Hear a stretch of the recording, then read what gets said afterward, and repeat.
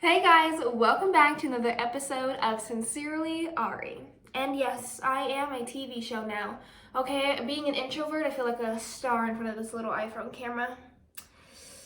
Often sitting alone in a random public place.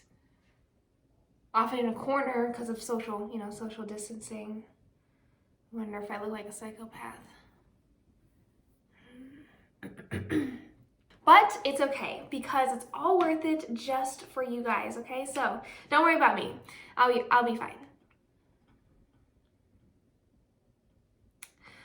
Let's talk about today's video. Today we are coming back into our regularly scheduled program before Black History Month, okay? But don't worry, don't fret, because you are following a Black creator, okay? So there will be more to come because I don't have to wait till Black History Month to talk about it. If you remember, before February, we were discussing solutions to climate change. First, we discussed the deep ins and outs of climate change itself, and then we started talking about clean energy solutions. And now it's finally time to switch over and talk about non-energy emission solutions. What in the world are non-energy emission solutions? Well, they are just that, okay? Solutions to carbon emissions that were caused without the use of energy.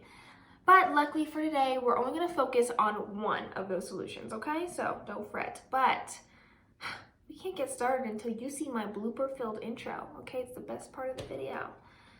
Oh, but wait, don't forget to like and subscribe.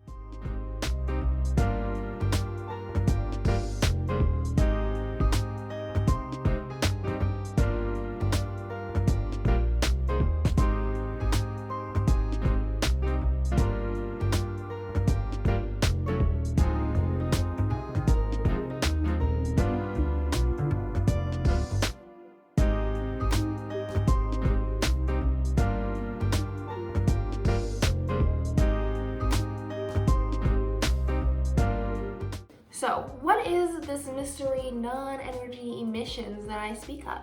Can anyone guess? No? Okay, very good guesses, but you're all wrong, okay? So, non-energy emissions are emissions that did not need energy to be able to produce carbon into the atmosphere, aka they didn't need to burn fossil fuels in order to emit carbon into our atmosphere. How do they do it, you may ask of me? Well, let's bring back our pie. Whoa. This is our OG pie from episode 2, okay? I don't want to hear no booze. Okay, that's more loyalty than I've ever experienced in my life. So, part 2, without the booze, all right? Let's bring back our pie. So, if we take a look at our beautiful pie, okay, there are 4 areas that give us carbon emissions without even trying, okay? These 4 are gonna be agriculture and deforestation, industry, waste, and escaped methane. And while industry waste and escaped methane are extremely important to our goal of eliminating all of our emissions, today we're only gonna focus on agriculture and deforestation. Mainly because this is where you, an average person with, an average income, can actually make a huge difference in. And while we talk about it, we're gonna make some tofu fried rice. And it's gonna be delicious, okay? I don't wanna hear it. Let's go.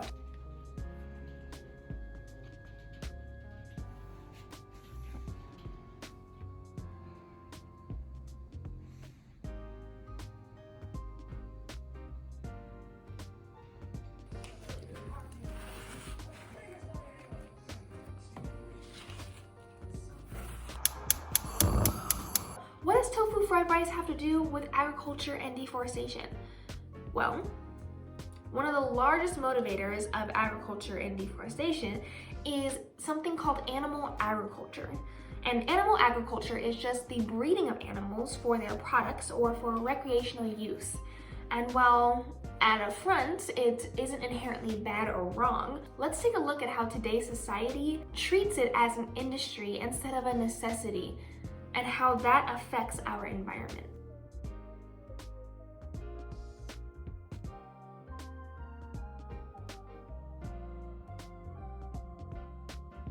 So if we go back to our pie, Agriculture and deforestation has two major sections that take up a large percentage of this area. And those two areas were deforestation and livestock belching. Animal agriculture is the very reason that these two areas are as high and as threatening as they are. Unfortunately, in today's society, animal agriculture isn't just farming animals. It's an intense business that's constantly looking to expand no matter what the cost because of its large demand. Animal agriculture is one of the biggest contributors to deforestation. And deforestation, at least in my opinion, is one of the worst types of emissions because not only are we cutting down all this trees and vegetation, which releases all the carbon that they trapped within themselves, but there's nothing to offset it. We're releasing all that carbon and we're not replanting or having any sort of carbon capture technology to help balance it out. And while some of that deforestation can be committed towards growing crops, 9.9999999 times out of 10, it's to feed the animals rather than for human consumption. Deforestation for animal agriculture not only affects the environment, but also affects human lives and homes. Well, besides the fact that it harms the environment and that affects them too, but anyway, it affects people in an additional way as well. So if you remember from my environmental injustice video, the Amazon rainforest was burned for animal agriculture. However, what they didn't care to recognize was the many tribes that used and respected the Amazon as their home. When they began burning the Amazon, it began to encroach on their space and their land. Unfortunately, because animal agriculture has become such an industry, they didn't care to take caution for these people and their homes. They burned what land they needed and didn't care who it affected. This is where animal agriculture becomes a problem to be fixed. Once this became an entire business to be invested in and marketed and whatever else comes with sustaining a big business, this is where greed came into play and morals were left at the door. And now, as the second biggest contributor to all carbon emissions, we are facing environmental collapse because of it. Now, what are we to do about this? Is this some random piece of equipment that has nothing to do with me? Is it some technology that I probably don't care to hear about? No.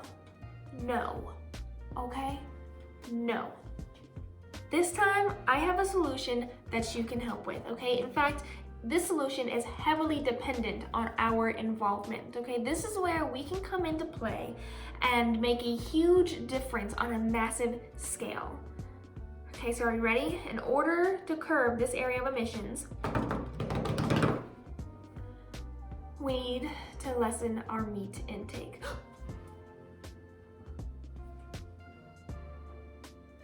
I know.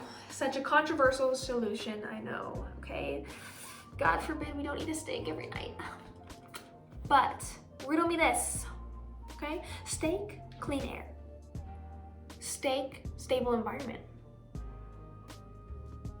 Look, my point is that I think we can make a little sacrifice to make a safer environment for us, our children and our grandchildren and so on.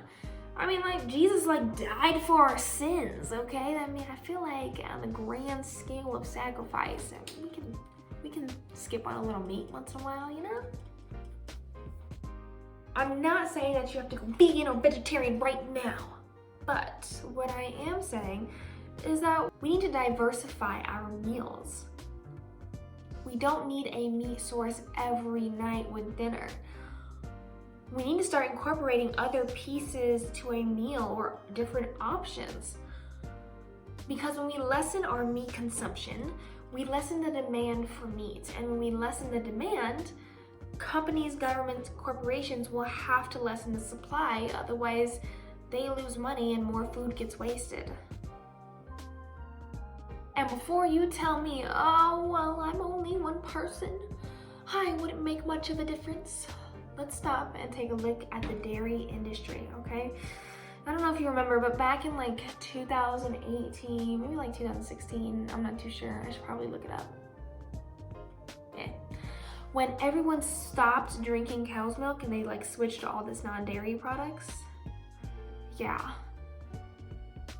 Well, what ended up feeling like, oh, I'm only one person, you know, switching to non-dairy, ended up bankrupting quite the few dairy companies, even still to this day.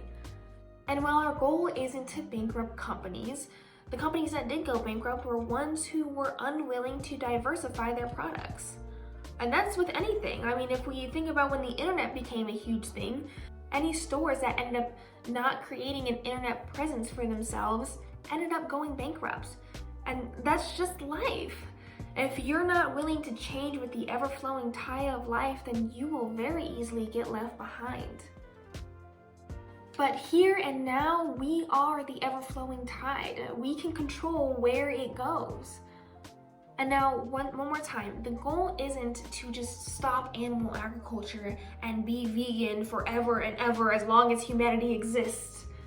The goal is to simply slow down the industry's greed just enough so that we can stop and take a look at our unsustainable farming practices and then change. We need sustainable animal agriculture, not non-existent animal agriculture.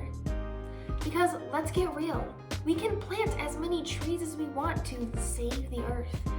But until we stop companies and governments from burning them down, any trees we plant will never compare to how quickly they can burn them.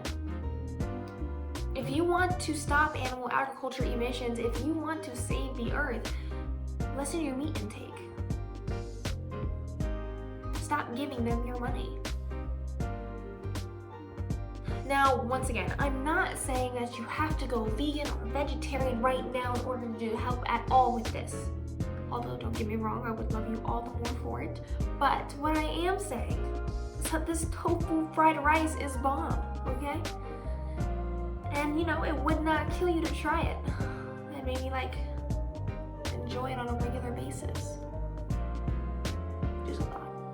Anywho, thank you for joining this week. I had such fun talking with you guys, and I hope you enjoyed. Please, please, please let me know if you tried out this tofu fried rice, because it is one of my favorites.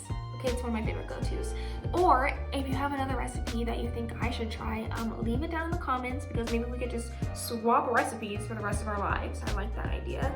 But if nothing else, I will see you all next week, okay? Sincerely, Ari.